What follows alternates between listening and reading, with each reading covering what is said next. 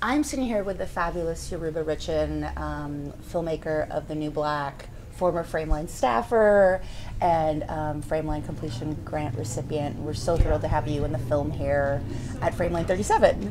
It's such an honor to be here. I'm thrilled about this. Excellent. So one of the theme for this year is films bring us together. I'm wondering if you could tell us about your process in creating The New Black, and how it all came together, because it's such an important piece about marriage equality that brings together so many intersections of race, class, people of faith, and just tell us a little bit that journey. Sure. Well, it's part of the reason why it's so amazing to be here today is because it really is bringing everything full circle in like a lot of different ways. I lived out here in San Francisco in the 90s, and I was actually here visiting in 2008 during the election. And during that election, President Barack Obama was elected and Proposition 8 was passed. And of course, that took away marriage equality for the recently won right for gay couples to marry in the state in California. Pretty much the next day, African Americans started to be blamed for that, or credited, depending on which side you're on. And I wanted to look into how and why these two groups were being pitted against each other. And that was the beginning of my journey in 2008.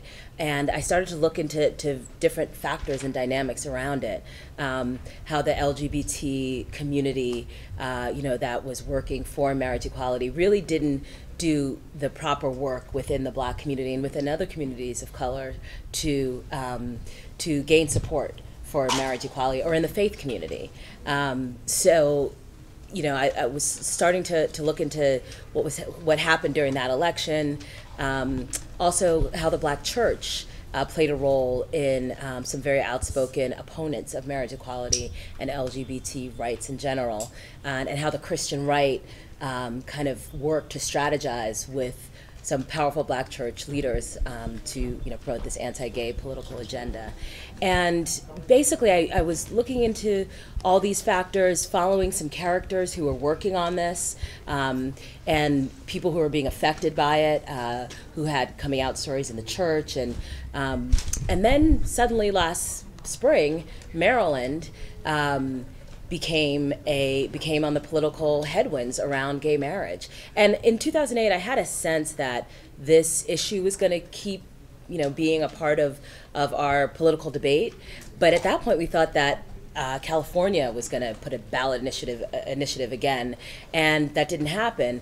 And Maryland became the state with a ballot initiative, and it was the first time that the Black community was a really significant voting bloc within the election, and both sides were vying for it. And it brought together all these different pieces that I had been following. And so Maryland, I started following the Maryland story last year, and so through the Maryland story, the film looks at these different points and these different dynamics, and how the African American community is grappling with the gay rights issue in light of the marriage movement and this sort of expansion and fight over civil rights. One thing I really love about the film is you treat both sides of this issue with such reverence and respect, and create room for differing opinions. Let's talk about what was that like, interviewing folks that were pro-traditional marriage between a man and a woman, and as well as some of the most amazing allies working within the Black church and colors of community, such as Sharon Letman Hicks.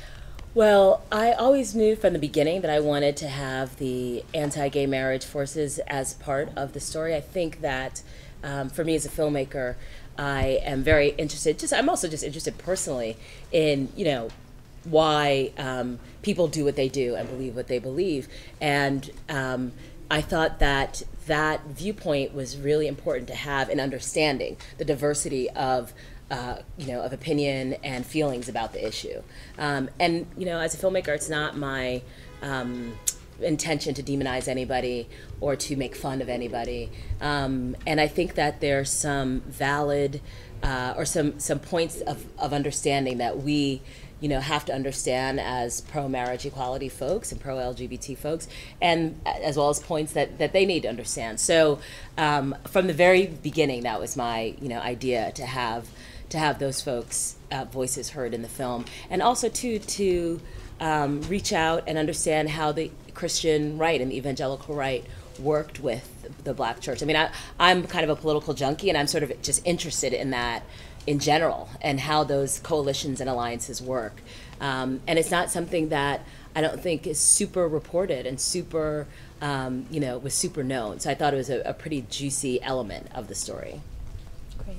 I'm curious, the film did get a Frameline completion fund grant. Tell us, what that was like and how that has been helpful to you as a filmmaker and artist. Well, of course, as documentarians, that's how a lot of us fund our films, through grants.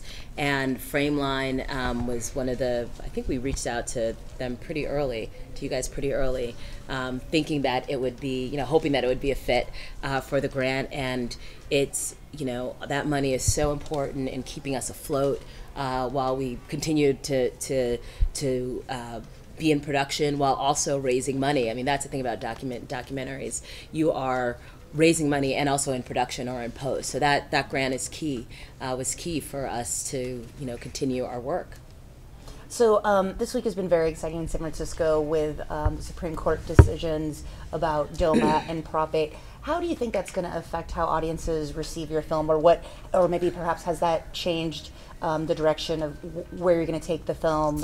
Tell us about that. Yeah, I mean, this is all in the last couple days. So that's, another reason why this is like full circle being here. We were just at City Hall this morning watching couples get married, and I was like, wow, I remember being here in 2008 when we were, people were protesting in the streets about this issue. I hope that we will take the wins that we have won this time, and understand that there are more wins to win, and there are other battles. And how can we build coalitions and work together? Black folks came a long way with the marriage equality and are continuing.